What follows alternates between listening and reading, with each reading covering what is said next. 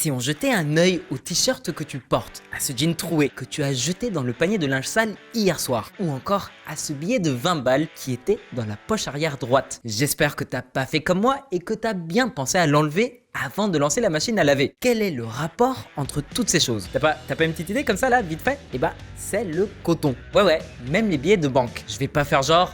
Moi non plus, je le savais pas avant de préparer cette vidéo. Bref, j'ai une mauvaise nouvelle à t'annoncer. Une personne sur 5 parmi vous qui regardez cette vidéo porte en ce moment même un produit issu de l'esclavage. Pas cool, hein?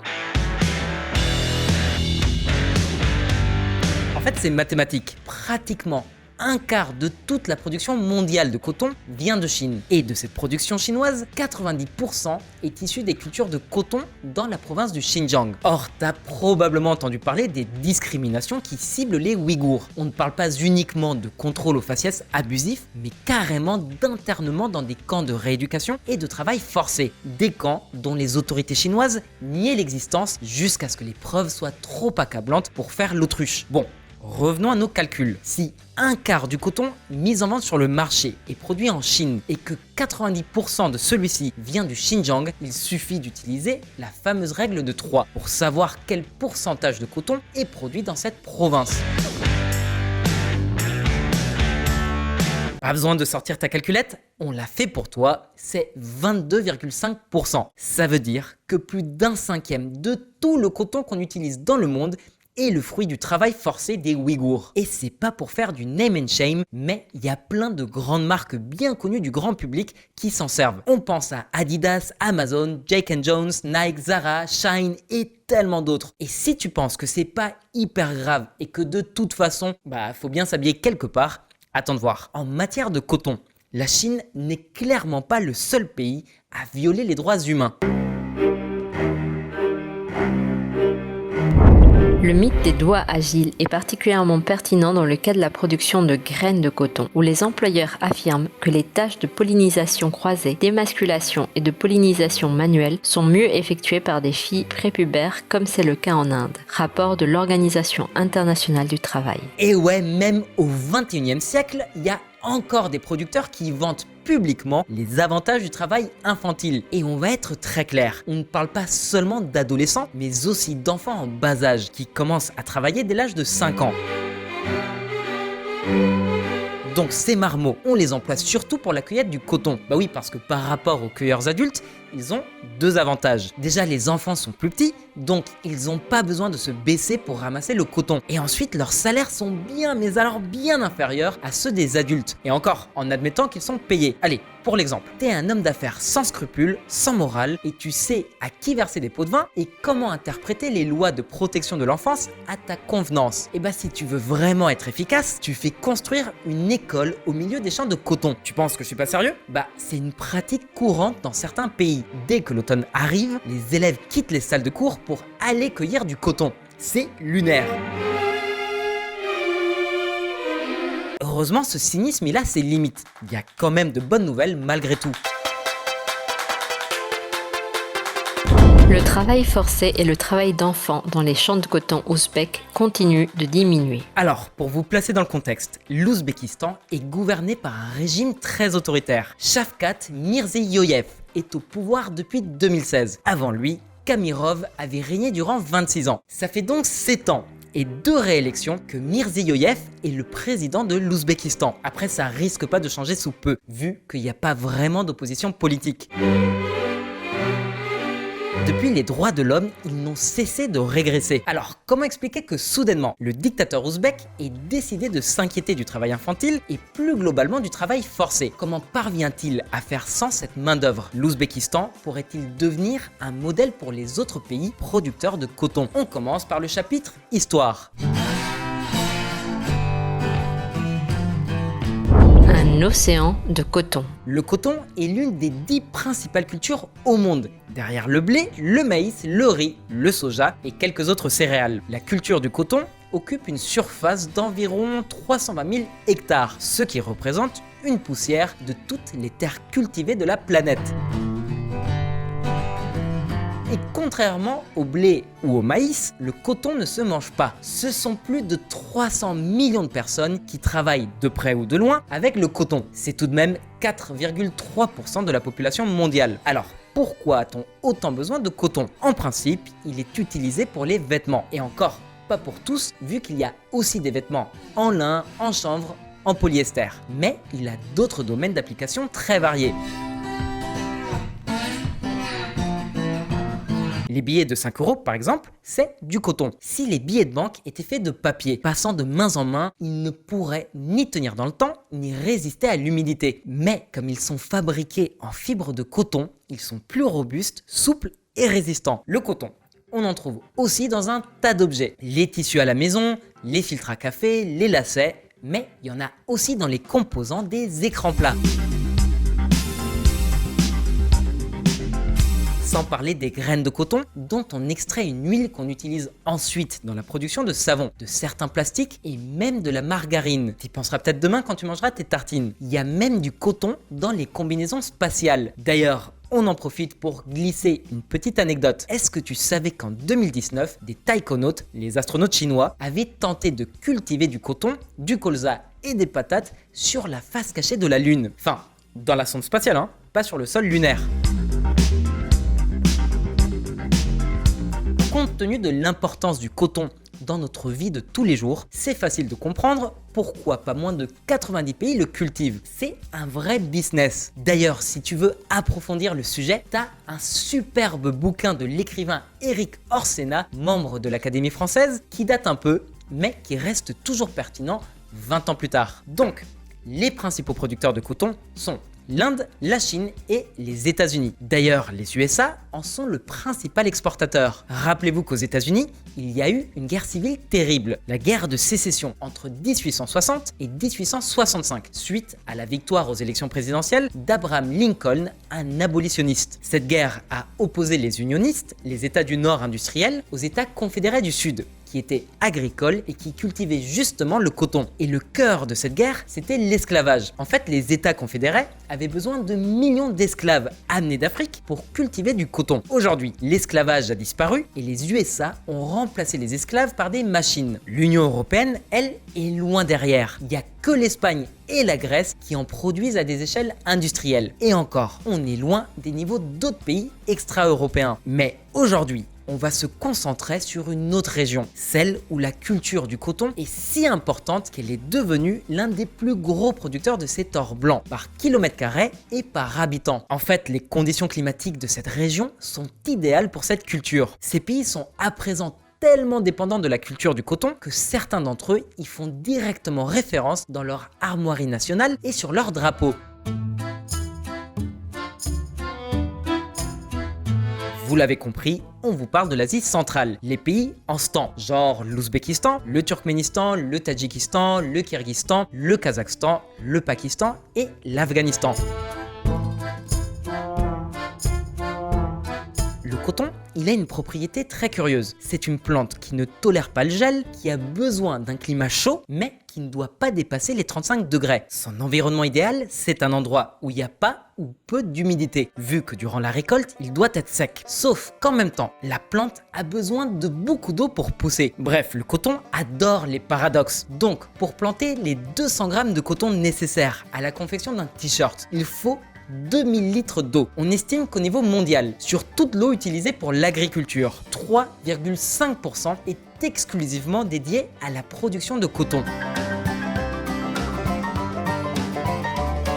Maintenant, si tu cherches sur une carte un endroit chaud, mais pas trop chaud non plus, donc non, pas l'Afrique, sans gel, donc pas la Russie non plus, avec un climat modérément sec, mais qui a quand même beaucoup d'eau, il reste pas beaucoup d'options. Aujourd'hui, 55% du coton mondial est produit grâce à des systèmes d'irrigation pour compenser le déficit hydrique. Et plus tu cultives du coton, plus tu vas consommer d'eau, beaucoup d'eau, à tel point qu'il y a des régions qui sont en train de s'assécher. Les lits des rivières, les lacs, c'est tout un écosystème qui est bouleversé, voire anéanti à cause de la production massive d'or blanc. Ça s'est déjà vu ailleurs par le passé, parce qu'en plus de l'eau, il faut des insecticides. Il y a encore 50 ans, le Guatemala, le Nicaragua et El Salvador étaient couverts de champs de coton. Mais au bout de 20 ans de culture hyper intensive, les rendements ont commencé à chuter. En fait, les insectes se sont immunisés contre les produits chimiques. Les sols étaient ultra contaminés par les insecticides et les eaux souterraines étaient épuisées. La culture du coton a fini par disparaître complètement d'Amérique centrale. Mais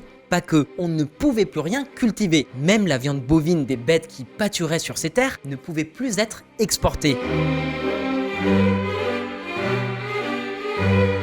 En plus de la catastrophe écologique, il y a aussi la tragédie humaine qui se joue. Bah oui, parce que la culture du coton, en Asie centrale, ce sont des esclaves ou alors des enfants qui s'en chargent.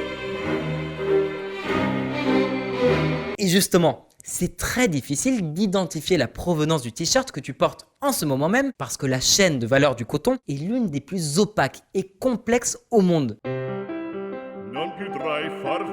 Je vais te raconter l'histoire d'un t-shirt en coton lambda. Ça commence par une graine qui est plantée dans un des champs où il fait chaud, sec et avec beaucoup d'eau à disposition pour l'irrigation. Quelques mois plus tard, quelqu'un se charge de cueillir ces boules de coton et les emmène dans des usines d'égrenage où les peluches sont séparées des graines et de toutes sortes d'impuretés. La fibre de coton qu'on utilise dans l'industrie textile est acheminée vers un autre endroit où elle est lavée et passée dans une presse pour la transformer en un bloc de coton. Dans le milieu, on appelle ça un gâteau. On passe après à l'étape de la production où le gâteau est transformé en fil qui sera ensuite tissé et tricoté. On obtient alors un tissu avec lequel quelqu'un confectionnera un vêtement, genre un t-shirt qui sera ensuite envoyé à des Zara ou des H&M à l'autre bout du monde.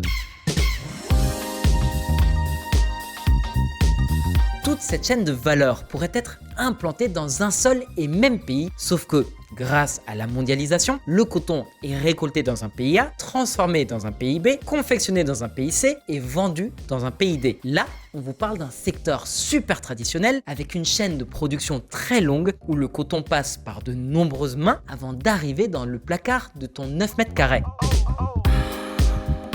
C'est genre ultra difficile de savoir qui produit le coton brut utilisé pour fabriquer les t-shirts de Zara. Et en tant que consommateur, si on veut faire attention, du coup ça pose pas mal de questions. Déjà, si il y a une telle demande de coton, pourquoi est-ce qu'il n'est pas récolté par des machines? Bah ouais, après tout, l'agriculture est quand même l'un des secteurs qui a le plus évolué au cours du siècle dernier. De nos jours, presque plus personne ne récolte le blé à la main. Les moissonneuses-batteuses le font très bien. Alors pourquoi, dans le cas du coton, on a encore besoin d'enfants pour la main-d'œuvre? Chapitre suivant.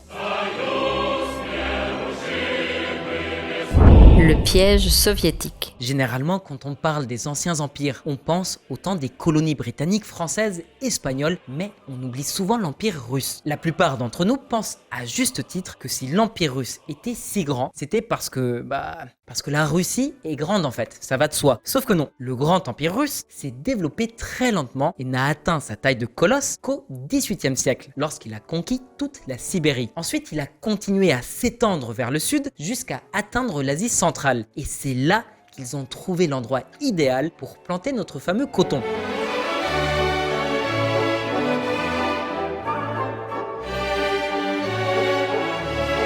Un climat chaud et sec avec plusieurs rivières à proximité. Le problème, il n'y avait pas vraiment de cohésion entre les peuples conquis et les colons, un peu comme partout ailleurs, et c'est normal. En outre, comme toutes les puissances coloniales, les Russes se pensaient supérieurs. Donc, qui de mieux qu'eux pour impulser l'industrie du coton? On fait un saut dans le temps, octobre 1917. La révolution russe renverse l'empire. L'URSS voit le jour. Dans la foulée, le Parti communiste déclare la fleur au fusil. Maintenant, nous sommes tous frères, nous sommes tous camarades. Aujourd'hui pour vous, demain pour moi. Alors, République d'Asie centrale, continuez à planter du coton comme s'il n'y avait pas de lendemain et en retour, le reste de l'URSS veillera à ce que rien ne vous manque. Voilà pourquoi, en dépit de sa taille, l'Ouzbékistan produisait les 2/3 de tout le coton de l'Union soviétique. Alors, c'est quoi le problème si l'Ouzbékistan produit du coton? Mais justement, il y en a un gros de souci. Tu te souviens combien la culture du coton nécessite d'eau? Mais l'Ouzbékistan, c'est un pays désertique. C'est même le pays le plus enclavé au monde, le plus éloigné de tous les mers et océans. Alors, l'eau nécessaire, où est-ce qu'il la trouve? La solution, c'est la mer d'Aral. Si je te demande de me l'indiquer là tout de suite sur une carte, fais vite parce qu'elle est en train de disparaître. En fait, la mer d'Aral est l'un des plus grands lacs du monde. Regarde comment ce lac est massif. Il s'agit du 4e plus grand lac du monde, situé à la frontière de l'Ouzbékistan et du Kazakhstan, un lac salé pour être plus précis, même s'il est alimenté par 2 fleuves. Du coup, les autorités soviétiques ont décidé de détourner une partie de l'eau vers les champs de coton. Mais en ce faisant, les fleuves Amou-Daria et Sir-Daria ont cessé de remplir la mer d'Aral, qui s'est inévitablement asséchée. Un véritable drame environnemental. Et puis, faut pas oublier que le communisme soviétique impliquait que les paysans qui cultivaient le coton n'étaient propriétaires ni de leurs champs, ni de leur production. C'était la propriété de l'État. En plus, les quotas de production étaient très élevés et très difficiles à respecter. Le régime était complètement déconnecté de la réalité. Surtout que le système de planification agricole était très instable. À n'importe quel moment, le Kremlin peut décider de se désengager pour prioriser une autre culture. Donc, vu que les agriculteurs n'étaient pas propriétaires de leurs champs et que l'engagement de l'État sur le long terme n'était pas certain, il n'y avait pas vraiment d'incitation pour investir dans l'outillage agricole cher à l'achat et au maintien. Mais bon, comme ça fait 30 ans depuis la désintégration de l'Union soviétique, il faudrait peut-être réfléchir maintenant à investir dans le progrès. Aujourd'hui, l'Ouzbékistan n'est plus une république soviétique, mais un pays souverain. Mais en ce qui concerne les surfaces agricoles, le système de propriété reste pratiquement inchangé. Dans les années 90, l'Ouzbékistan et le Tadjikistan deviennent de facto indépendants, mais leur économie gravitait toujours autour des exportations de coton. Dans les années 90, avec la désintégration de l'Union soviétique, l'Ouzbékistan et le Tadjikistan deviennent de facto indépendants, mais leur économie gravitait toujours autour des exportations de coton. La demande de coton, elle n'a fait qu'augmenter, mais à la différence du pétrole, il y a beaucoup moins de producteurs. Donc n'importe quel accroc, aussi infime qu'il soit, peut faire dérailler l'ensemble de la chaîne de production. Du jour au lendemain, l'Ouzbékistan est entré en compétition avec les États-Unis et la Chine. Sauf que les Ouzbeks, ils n'avaient ni la technologie ni l'industrie nécessaire pour produire autre chose. Mais quand bien même les pays d'Asie centrale sont devenus indépendants de l'Union soviétique, la propriété foncière, elle est restée entre les mains de l'État.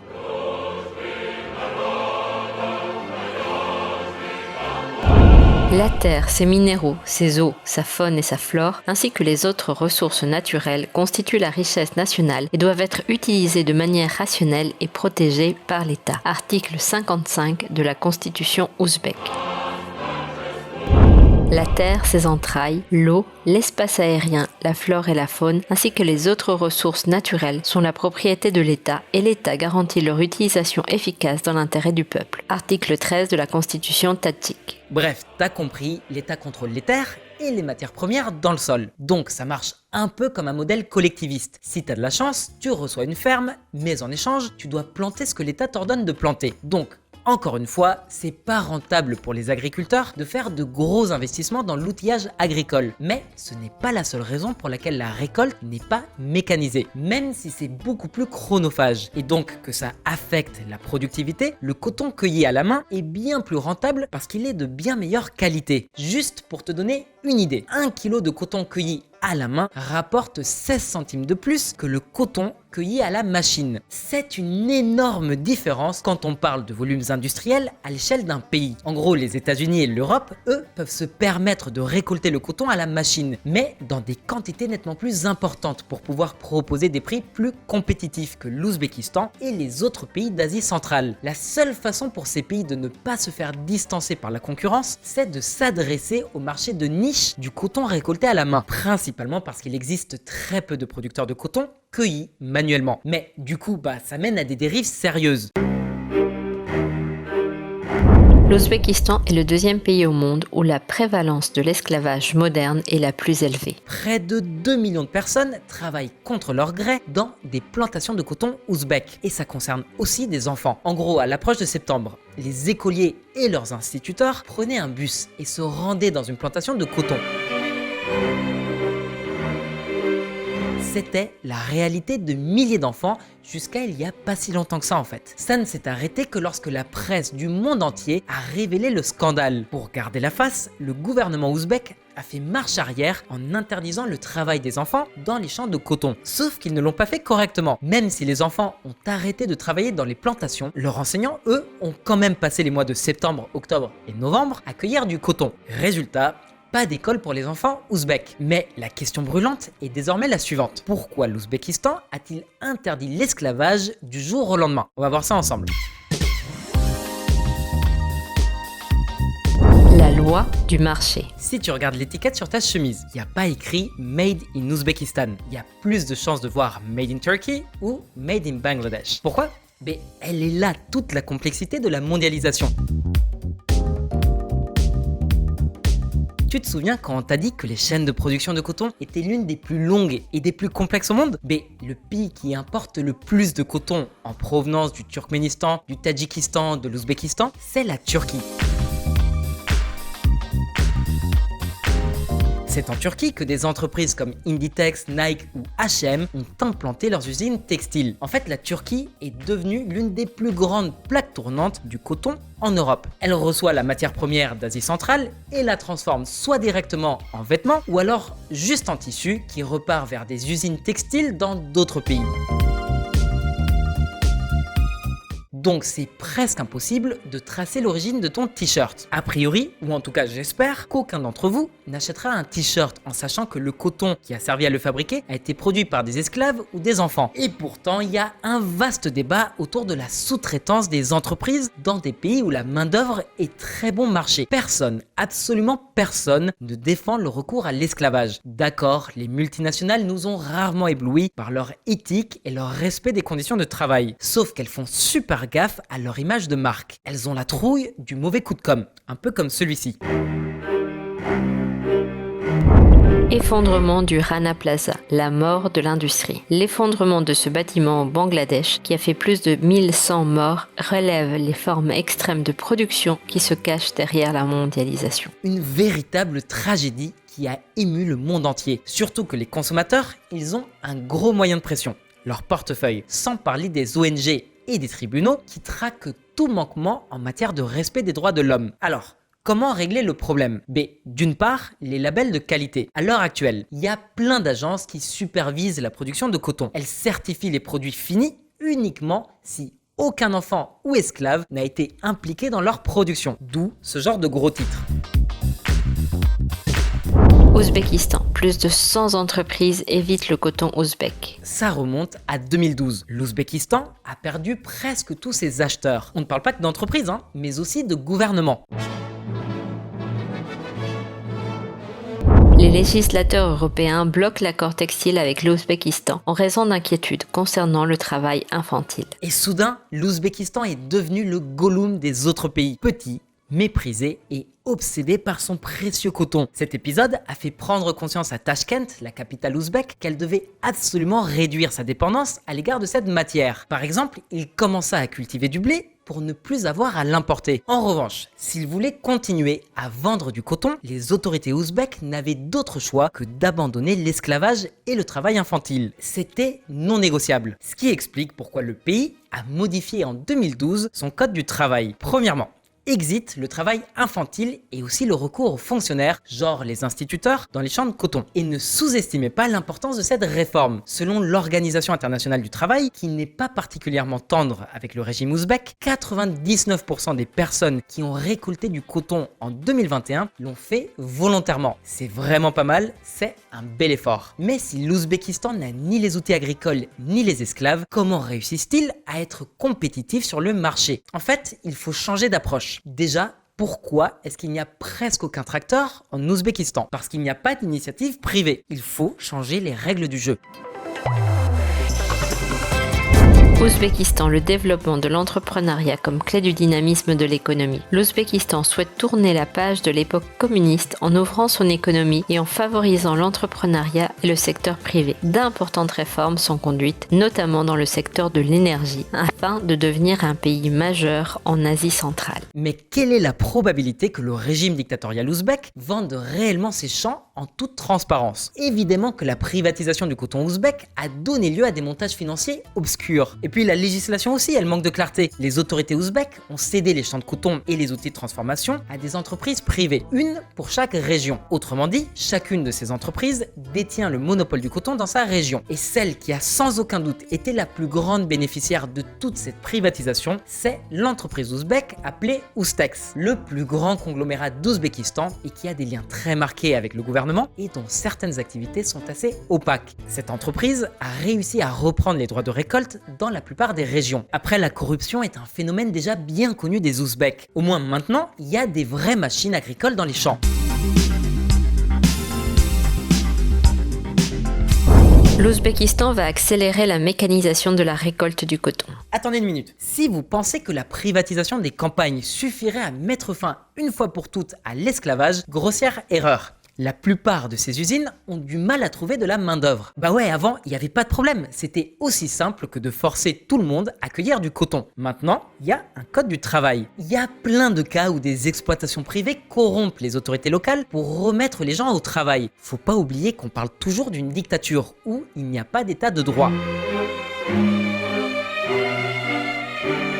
Par ailleurs, les conditions de travail sont encore très pénibles. À l'heure actuelle, le salaire d'un cueilleur de coton est d'environ 4,5 € par jour. C'est un salaire très bas, mais il est toujours plus décent que celui d'un enseignant par exemple. N'empêche que l'Ouzbékistan de 2023 est bien plus juste que celui de 2012. Aujourd'hui, plus de 70% du territoire national est déjà aux mains du secteur privé et l'on commence enfin à utiliser des machines agricoles. Après, ça profite surtout à l'oligarchie ouzbèque. Il y a peu de petits propriétaires agricoles. Plus important encore, tous ces nouveaux propriétaires fonciers comme Ouztex commencent à investir dans les outils de transformation du coton brut. Donc, plus besoin de l'exporter vers un pays intermédiaire. Ça finira par valoriser la chaîne de production ouzbèque qui peut dorénavant produire du fil, du tissu et même à terme des vêtements. Peut-être qu'un jour, on pourra acheter des t-shirts made in Ouzbékistan et certifiés 100% sans travail infantile ou d'esclaves. Alors toi, t'en penses quoi? Les réformes ouzbèques devraient-elles servir d'exemple aux autres pays producteurs de coton? Est-ce ici la preuve qu'une action coordonnée de la société civile et des organes de gouvernance internationale peuvent faire plier les régimes dictatoriaux grâce aux sanctions? Dis-nous ce que t'en penses dans les commentaires et si tu as aimé cette vidéo, lâche un like, partage et abonne-toi pour ne manquer aucune actu. Merci de nous avoir écoutés jusqu'au bout et à la prochaine. Tchuss!